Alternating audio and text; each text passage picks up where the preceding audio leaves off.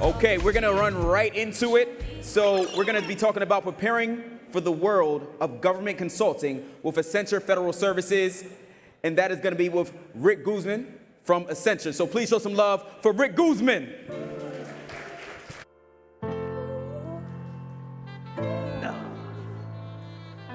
All right, I don't know if I'm on. I am on. Good.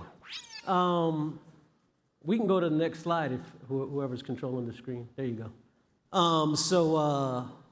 When they told me to speak and they told me the topic was preparing for government consulting, I thought about it. And I guess what I came down to is consulting is a relationship game and a service game.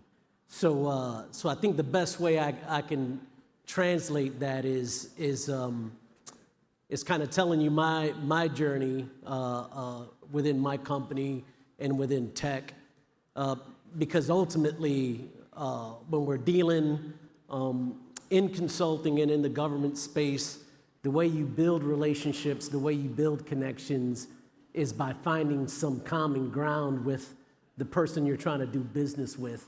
And that 100% of the time leads to opportunities, leads to sales, leads to success. And I'm not gonna go through every bullet point or anything, but I am born and raised in Rochester, New York. My family was originally from Puerto Rico, and they came to the States back in the 50s. I think a couple of key things in my journey, and I've been at Accenture now for going on 24 years. There's a couple of kind of unique things to it. One of them is the start of my journey was pretty bumpy. I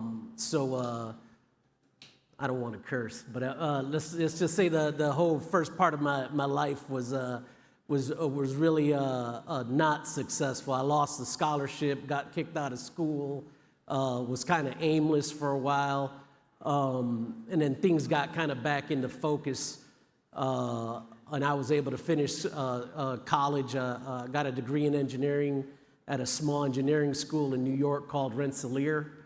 And then things kind of progressed from there. I got a job at Accenture in '99, and I've been there ever since.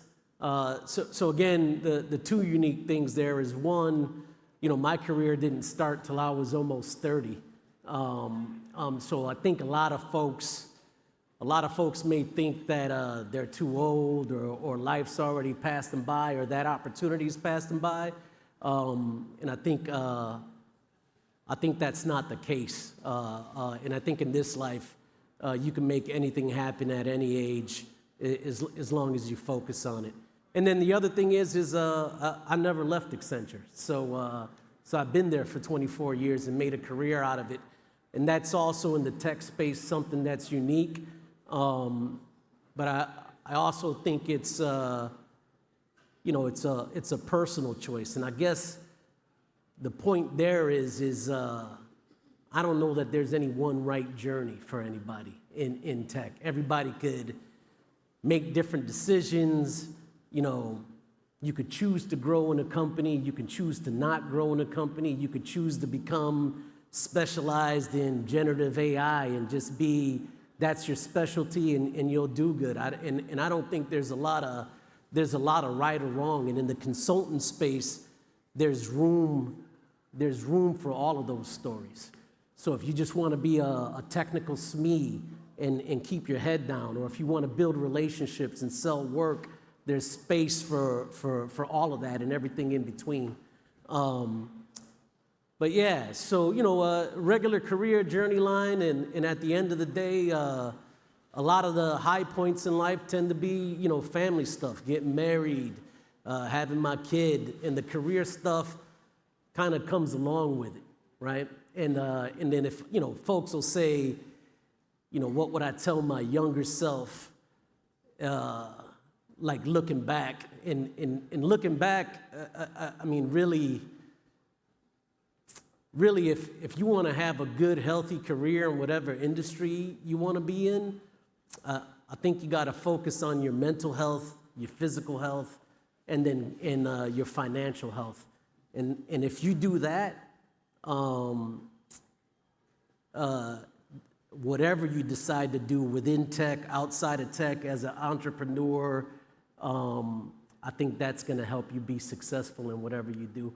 And that sounds kind of, real meta or whatever, but that's just been my experience. And then, some of the things I learned along the way, and folks hear this all the time, which is like choose to be happy. I just think that that's real. A lot of folks, I know it's a difficult thing to do, to wake up every day and be happy, but if you could do that, it helps stuff. It helps to love something.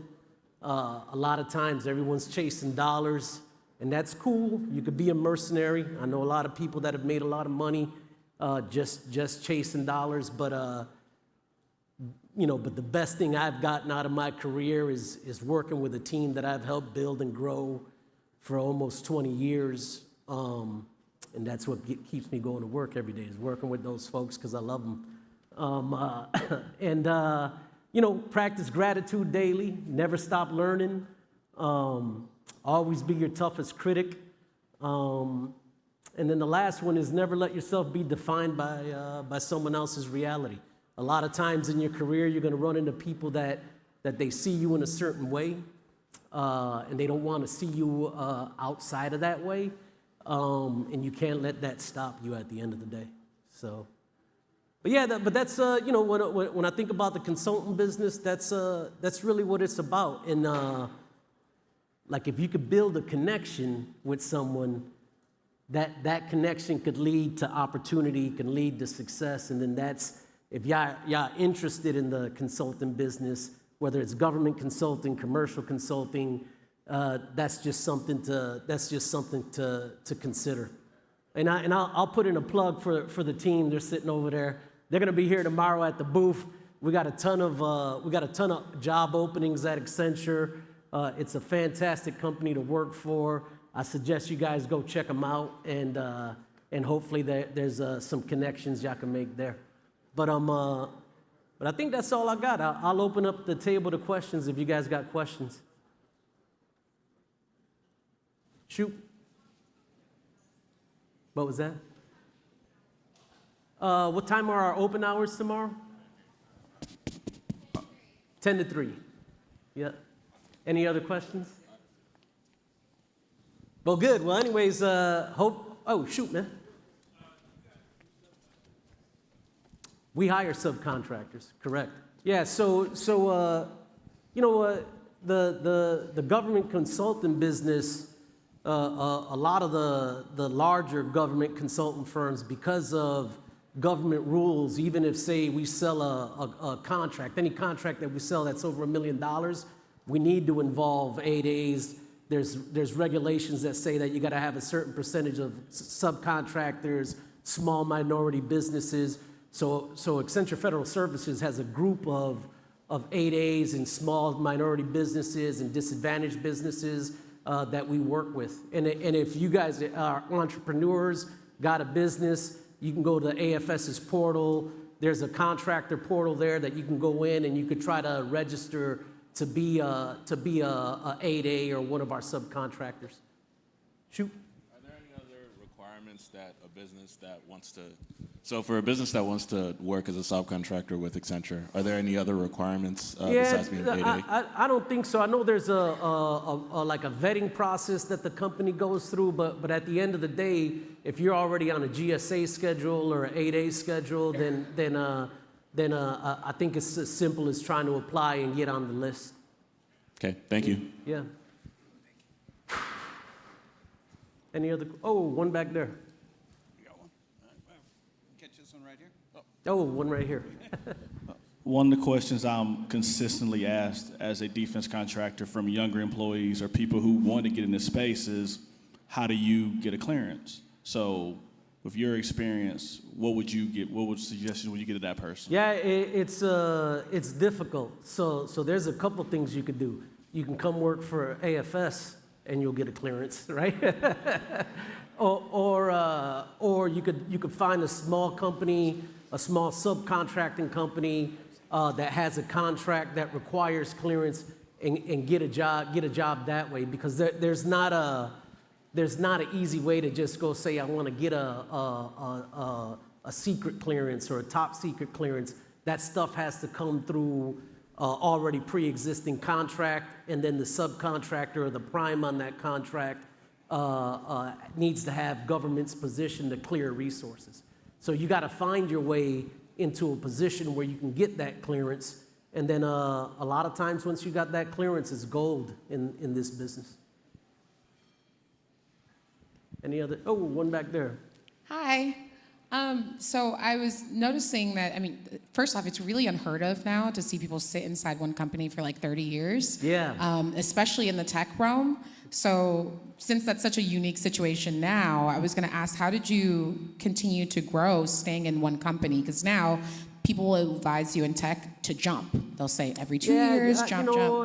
Like I said before, I don't think there's a right or wrong, and if you're chasing money, you could jump and you'll do good if you're chasing money. But the thing is wherever you jump to at a certain point, you're going to hit a ceiling, because at the end of the day, if you want to build a career within a company, you got to build relationships. You gotta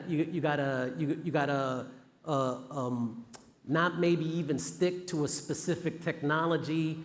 The focus is going to be more on your ability to deliver, your ability to build relationship, both with the client and both with your internal leadership, and kind of help grow that. And for myself, it's just my personality.